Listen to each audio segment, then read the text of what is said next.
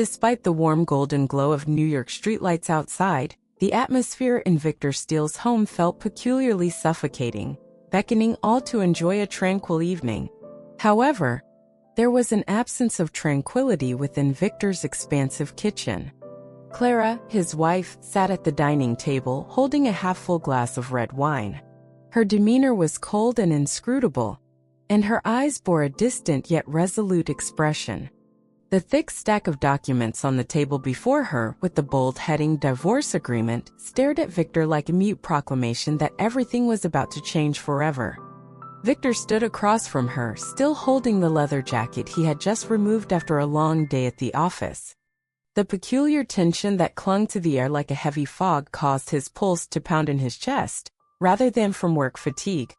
He was not greeted by Clara in the manner that she often did.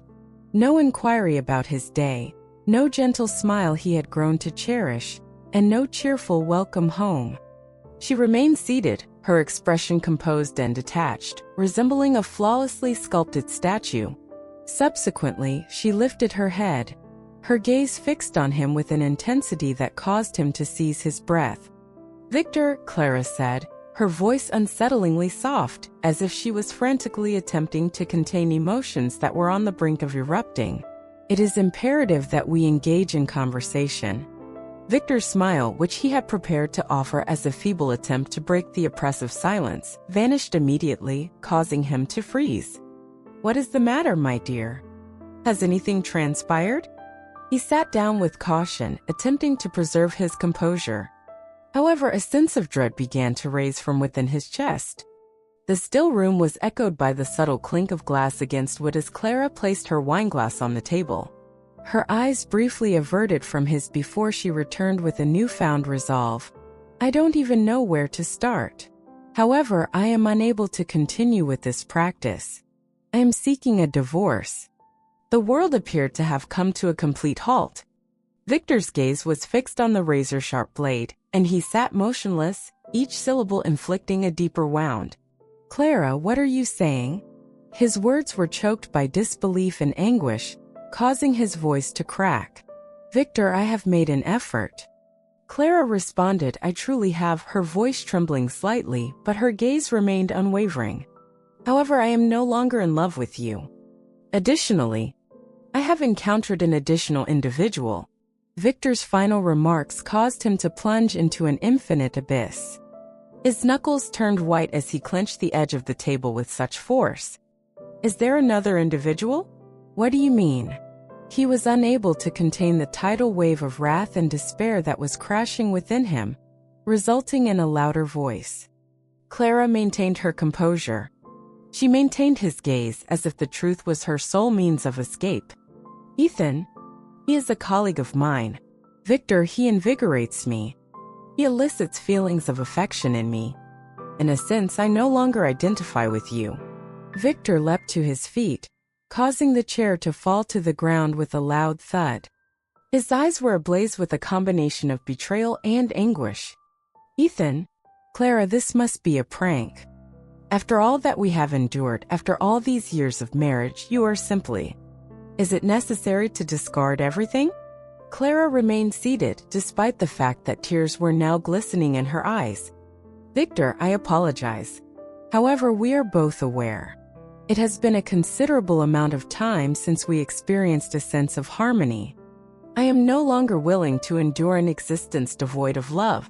My decision has been rendered." Victor gazed at the woman who had once been his entire universe. He was unable to breathe due to the oppressive weight of the air in the room. He was unable to express any further words. He was unable to muster the courage to speak. He remained motionless, gazing at Clara as if he were hoping to awaken from this hallucination.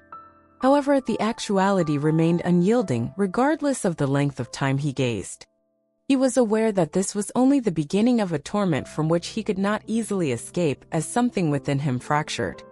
Victor was observed sitting quietly on the living room settee later that evening, holding a glass of whiskey that he had yet to consume. The family photo that was affixed to the wall captivated his attention. The central figure in the photograph was Clara, whose radiant smile was as brilliant as the morning sun.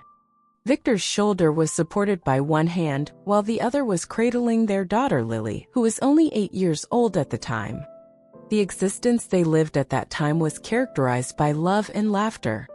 Or so it appeared. As the memory resurfaced, Victor experienced a sudden, acute ache in his chest. He was unable to fathom how an affection that had once been so fervent could have diminished without his awareness.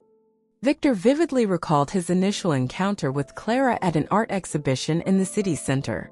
She was not only aesthetically pleasing, but also intelligent, with sparkling, lively eyes that exuded a sense of inquisitiveness about the world. Throughout the evening, they engaged in discussions regarding their aspirations, films, and art over glasses of wine.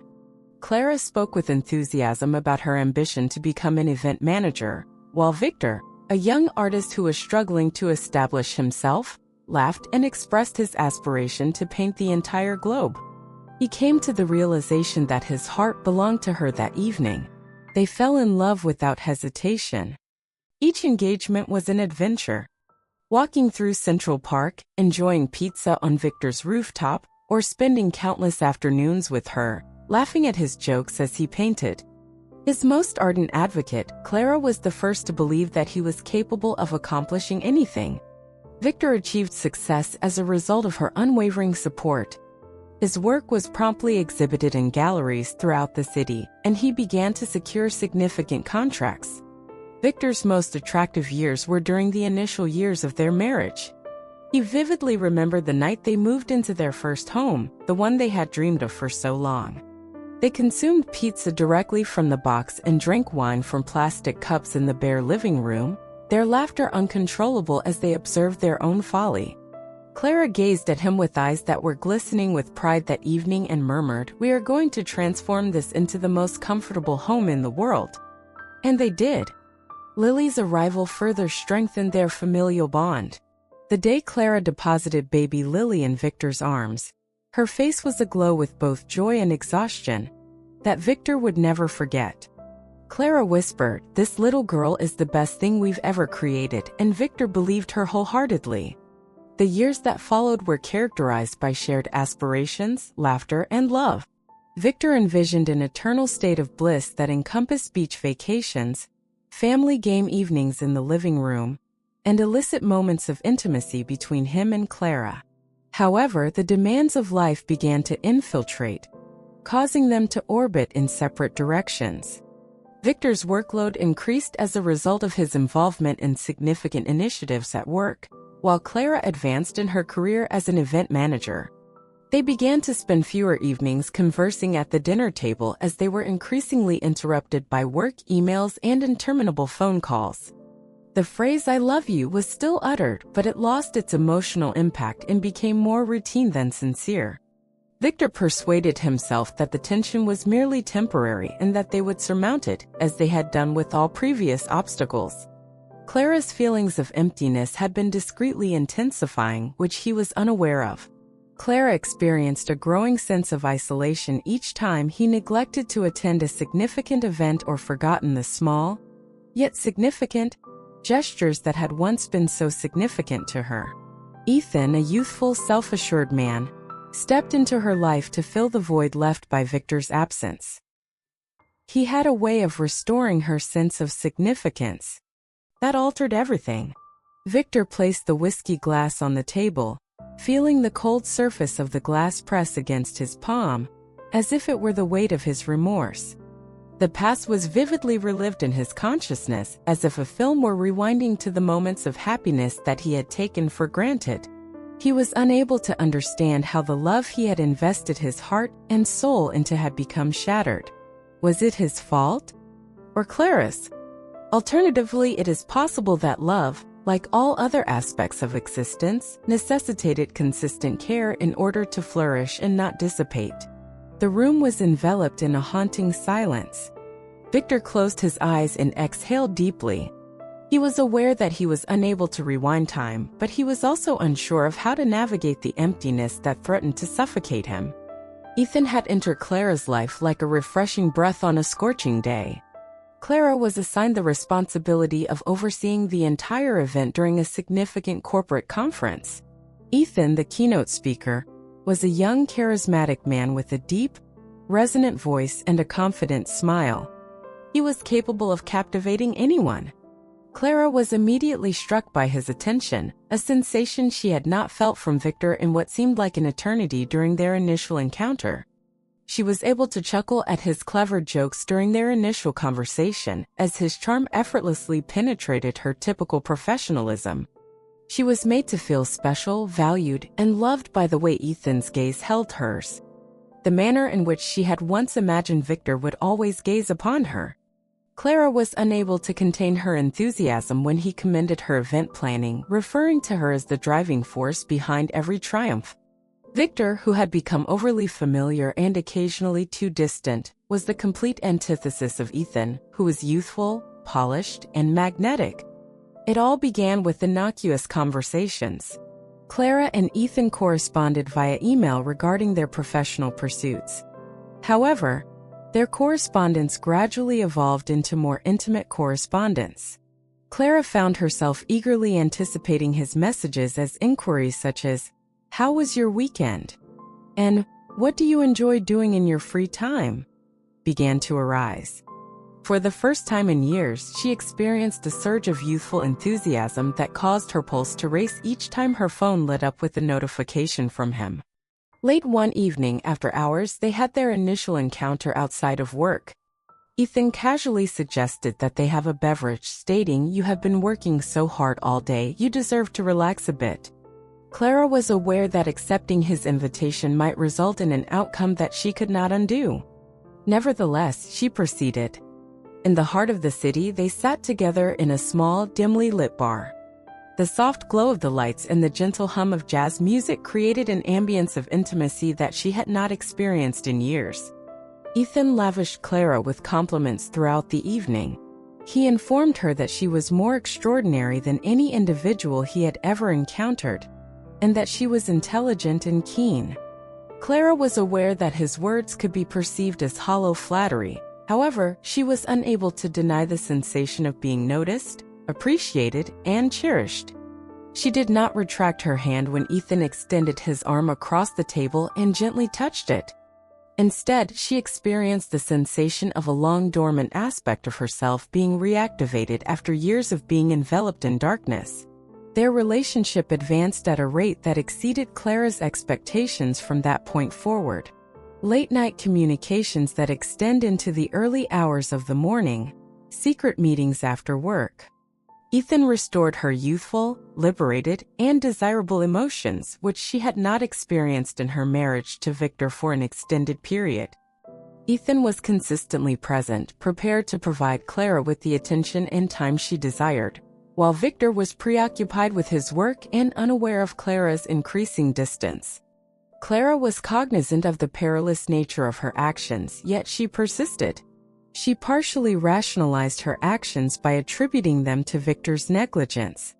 Clara used the late evenings he spent at the office and the anniversaries he forgot as justifications to convince herself that she deserved the care and affection Ethan provided. All of this culminated in a single evening when Ethan extended an invitation to Clara to his residence.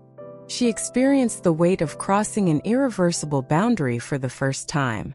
Ethan's apartment was compact yet inviting, illuminated by gentle lighting and scented with the delicate aroma of cedarwood.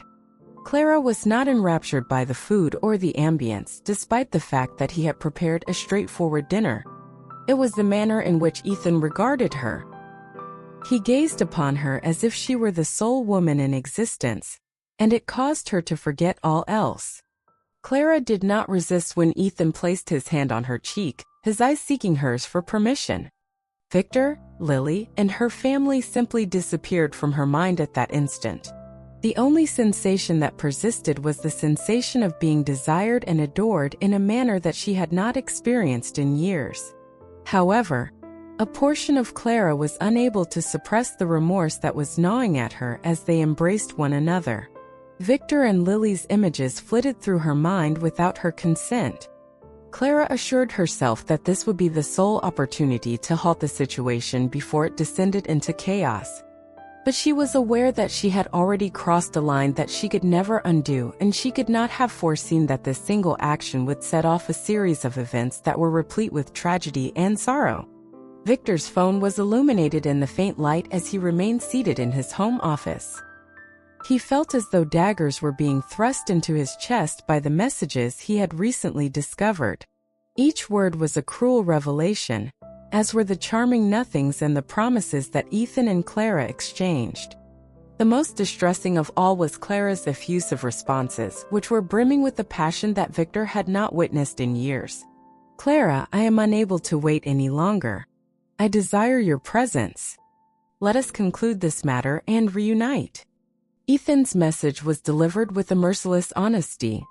He was devastated by Clara's reply. "Very soon. I am also unable to tolerate this any longer."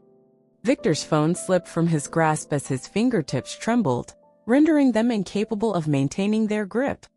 His mind was in a state of tumult, as a torrent of excruciating pain, fury, and exhaustion swept through him. He attempted to take a deep inhalation in order to alleviate his anxiety, but it was ultimately unsuccessful. His mind was inundated with images of Clara and Ethan, and her distant eyes and frigid demeanor from the previous months now made cruel sense. He had been blinded by work, too consumed by it, and too naive in his belief that his family was intact and that his marriage still had love. He entered the living room where Clara was reading, her hair cascading over her shoulder. This sight had previously brought him solace and tranquility. However, to Victor it was now merely a facade. He entered, and Clara immediately recognized the impending storm that was concealed behind his expression. She cast a gaze up. "Victor? What is the matter?" she inquired, her voice tinged with anxiety, despite her efforts to maintain a composed demeanor. He maintained an unwavering gaze at her, his voice composed yet resolute. "Clara, are you infidelity with me? Is Ethan present?" Clara was momentarily paralyzed by the directness of his inquiry.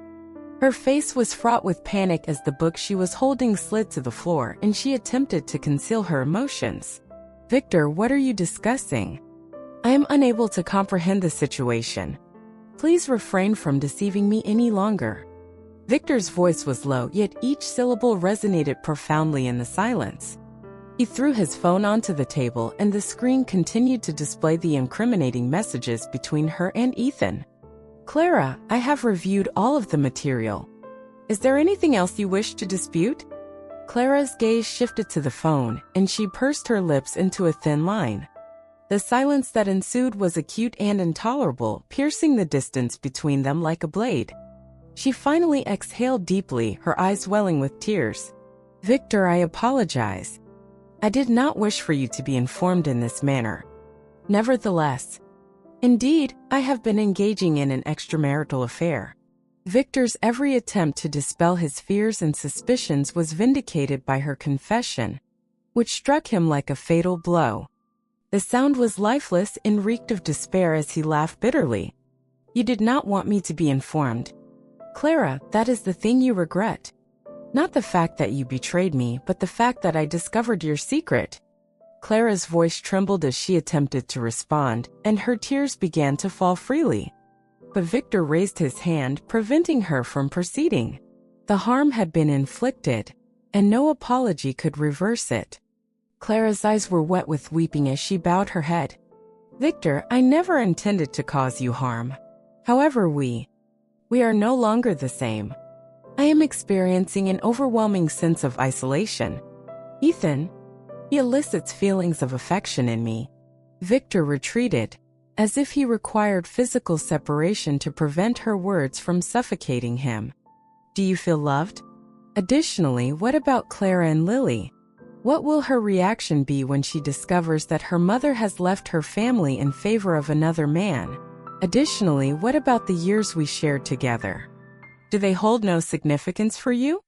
Clara's eyes were filled with despair as she fought back a sob. "Victor, I made an effort. I truly tried. However, I am unable to continue living an existence in which I am not content.